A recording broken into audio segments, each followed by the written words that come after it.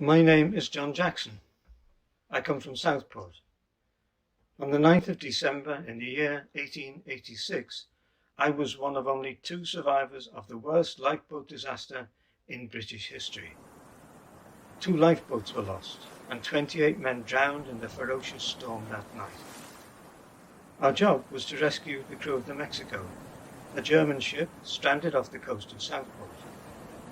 Our lifeboat, the Eliza Fernley, launched successfully, and the first part of the journey went well. But the sea was extremely rough, and huge waves beat us back from our rescue mission several times.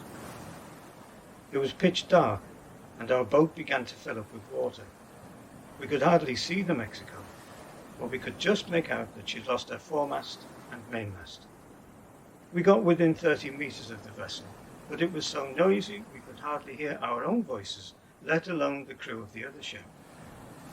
Then, just as we were about to start the rescue, a series of huge waves battered us with such force that our lifeboat completely overturned. We expected it to right itself, but it didn't. Some of the crew crawled out from underneath. They did not survive. Henry Robinson and I clung desperately to the side of the boat. I heard a voice call, "We shall all be drowned!" For 28 members of the 2 lifeboats' crews, that sadly was what happened. We didn't see the other boat at all. It went down with all hands. That night was the last we saw of our friends and colleagues, including Henry Robinson's brother Richard.